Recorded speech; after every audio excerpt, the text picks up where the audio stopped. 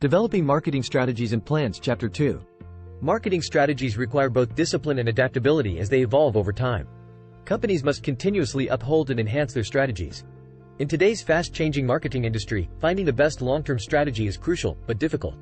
The primary objective of any business is to provide customer value while ensuring profitability. A company can win only by fine-tuning the value delivery process and choosing, providing, and communicating superior value to increasingly well-informed buyers. The value creation and delivery process emphasizes marketing as a starting point in business planning, representing a fresh perspective on business processes. The value delivery process consists of 3 phases: selecting the value, delivering the value, and communicating the value. The value creation and delivery process starts prior to product development and extends throughout the development phase and beyond the product launch. Every phase in the value creation and delivery process carries cost implications.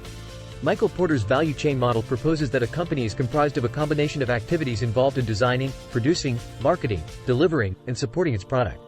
The primary activities are inbound logistics, operations, outbound logistics, marketing, and service. Support activities in the value chain model encompass procurement, technology development, human resource management, and firm infrastructure. The success of a company relies on the performance of each department and the effective coordination of their activities to carry out core business processes. These processes include the market sensing process, the new offering realization process, the customer acquisition process, the customer relationship management process, and the fulfillment management process. Companies are restructuring their workflows and establishing cross-functional teams to take ownership of each process. Companies should seek competitive advantages by examining the value chains of suppliers, distributors, and customers, going beyond their own operations. Core competencies encompass market sensing, new offering realization, customer acquisition, customer relationship management, and fulfillment management. Modern companies tend to outsource non-essential resources if they can achieve higher quality or lower costs. To maximize core competencies, companies must own and nurture the resources and competencies that make up the essence of the business. A core competency has 3 important qualities. It gives the company a competitive edge by adding a lot to customer benefits. It can be used in many different markets, and it is hard for competitors to copy. George Day says that to develop peripheral vision, you need to ask 3 questions. How can I learn from the past? How can I evaluate the present? And how can I plan for the future in a systematic way? Businesses may need to realign themselves to maximize core competencies, which involves redefining the business concept, reshaping the business scope, and repositioning the company's brand identity. Changes in business fortunes often necessitate realignment and restructuring. Strategic planning is a key part of the success of companies that put customers first and have strong marketing leadership. This makes them stand out as successful marketers. To ensure they execute the right activities, marketers must prioritize strategic planning in 3 key areas: managing the businesses as an investment portfolio, assessing the market's growth rate, and establishing a strategy. Most large companies consist of 4 organizational levels: corporate, division, business unit, and product. The corporate headquarters is in charge of making a corporate strategic plan that tells the whole business what to do. At the same time, each division makes its own plan for how money will be split between the different business units within the division. Each business unit develops a strategic plan to carry that business unit into a profitable future, while each product level develops a marketing plan for achieving its objectives. During corporate and division strategic planning, corporate headquarters do 4 types of planning, depending on whether they let business units set their own goals and strategies or if they work together with them. In the context of corporate and division strategic planning, the most important things to do are to define the company's mission, set up strategic business units, give each unit the resources it needs, and look for ways to grow. Organizations exist to reach certain goals, but their mission can change in response to new opportunities or changes in the market. To define its mission, a company should tackle Peter Drucker's fundamental questions. What is our business? Who is our customer? What provides value to the customer? What will our business be? What should our business be? Despite their simplicity, these questions pose significant challenges for companies. While companies often define themselves based on their products, market definitions describe the business in terms of a process that aims to satisfy customers. Target market definitions focus on selling a product or service to a current market, while strategic market definitions focus on the potential market. 5 characteristics of a good mission statement. Good mission statements should focus on a limited number of goals, stress the company's major policies and values, narrow the range of individual discretion, define the major competitive spheres within which the company will operate, and take a long-term view. A strategic business unit, SBU, is either a single business or a group of related businesses that can be planned separately from the rest of the company.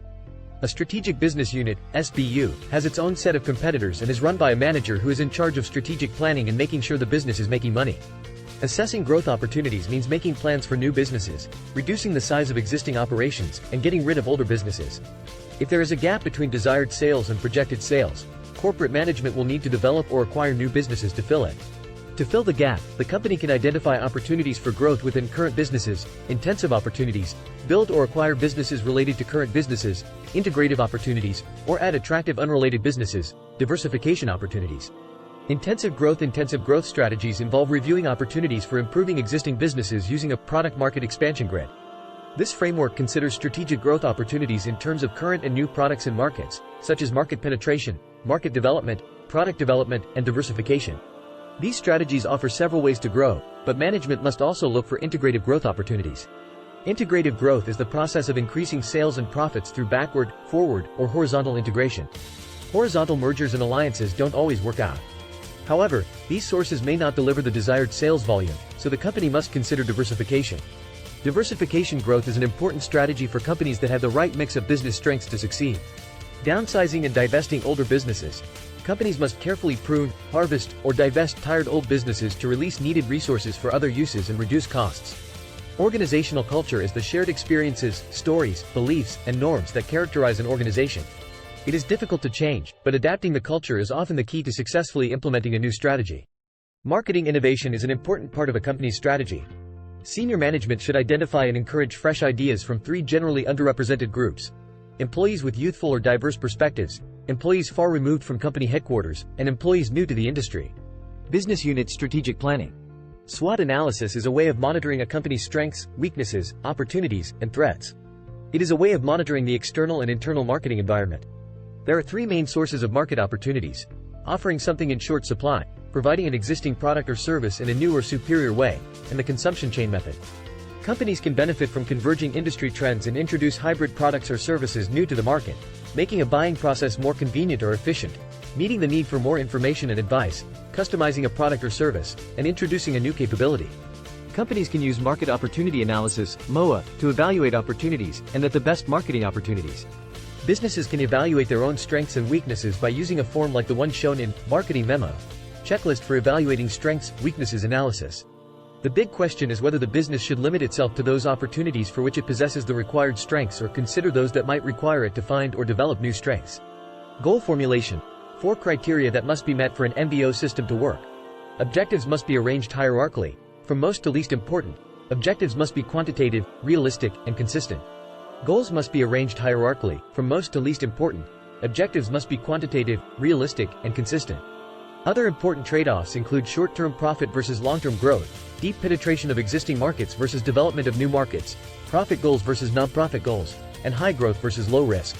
Strategic formulation goals indicate what a business unit wants to achieve, and strategy is a game plan for getting there. Michael Porter has proposed 3 generic strategies that provide a good starting point for strategic thinking: overall cost leadership, differentiation, and focus. Cost leadership involves achieving the lowest production and distribution costs so they can underprice competitors and win market share, while differentiation involves achieving superior performance in an important customer benefit area valued by a large part of the market. Focus involves focusing on one or more narrow market segments, getting to know them intimately, and pursues either cost leadership or differentiation within the target segment. Competing firms directing the same strategy to the same target market constitute a strategic group, and the firm that carries out the strategy best will make the most profits. Porter draws a distinction between operational effectiveness and strategy, as competitors can quickly copy the operationally effective company using benchmarking and other tools, diminishing the advantage of operational effectiveness. Strategic alliances are partnerships between companies that complement or leverage their capabilities and resources. To keep their strategic alliances thriving, corporations have begun to develop organizational structures to support them, and many have come to view the ability to form and manage partnerships as core skills called partner relationship management, PRM. The 7 elements of successful business practice: strategy, structure, systems, style, skills, staff, and shared values. Strategy is the hardware of success, while style, skills, staff, and shared values are the software. Style means company employees share a common way of thinking and behaving. Skills means employees have the skills needed to carry out the company's strategy. Staffing means the company has hired able people, trained them well, assigned them to the right jobs, and shared values means employees share the same guiding values. When these elements are present, companies are usually more successful at strategy implementation. Feedback and control are that it is more important to do the right thing than do things right to be effective, and that organizations can be changed through strong leadership, preferably in advance of a crisis. The key to organizational health is willingness to examine the changing environment and adopt new goals and behaviors. Marketing insight. Businesses Charting a New Direction describes how some companies and industries are adjusting to the new marketing realities that have changed their fortunes. A marketing plan is a written document that summarizes what the marketer has learned about the marketplace and indicates how the firm plans to reach its marketing objectives. It contains tactical guidelines for the marketing programs and financial allocations over the planning period. It is one of the most important outputs of the marketing process, providing direction and focus for a brand, product, or company. Most marketing plans cover 1 year in anywhere from 5 to 50 pages, and are linked to the plans of other departments. The most frequently cited shortcomings of current marketing plans are lack of realism, insufficient competitive analysis, and a short-run focus. Smaller businesses may create shorter or less formal plans. Corporations generally require highly structured documents. A marketing plan usually contains the following sections: executive summary and table of contents. The most important details in a SWOT analysis are the situation analysis, marketing strategy, marketing tactics, financial projections, and implementation controls. The marketing strategy defines the mission, marketing and financial objectives, and the market offering is intended to satisfy as well as its competitive positioning. The marketing tactics outline the marketing activities that will be undertaken to execute the marketing strategy. The pricing section specifies the general price range and how it might vary across different types of customers or channels. The channel section outlines the different forms of distribution. The communication section offers high-level guidance about the general message and media strategy. Financial projections include a sales forecast, an expense forecast, and a break-even analysis. Risk analysis obtains 3 estimates: optimistic, pessimistic, and most likely, for each uncertain variable affecting profitability. Implementation controls outline the goals and budget for each month or quarter so management can review each period's results and take corrective action as needed. The role of research. Marketers need up-to-date information about the environment, competition, and market segments to assess the current situation and identify areas for improvement. Research helps marketers learn more about their customers' requirements, expectations, perceptions, satisfaction, and loyalty. The marketing plan should outline what research will be conducted and when, as well as how the findings will be applied. The role of relationships. The marketing plan affects both internal and external relationships, such as how marketing staff works with each other, suppliers, distributors, and partners, and how the company deals with other stakeholders. It also influences how the company works with customers, suppliers, distributors, and partners. From marketing plan to marketing action, marketers must start planning well in advance of the implementation date to allow time for research, analysis, management review, and coordination between departments. The marketing plan typically outlines budgets, schedules, and marketing metrics for monitoring and evaluating results. Budgets compare planned and actual expenditures, schedules show when tasks were supposed to be completed, and metrics track actual outcomes of marketing programs. Thanks for watching.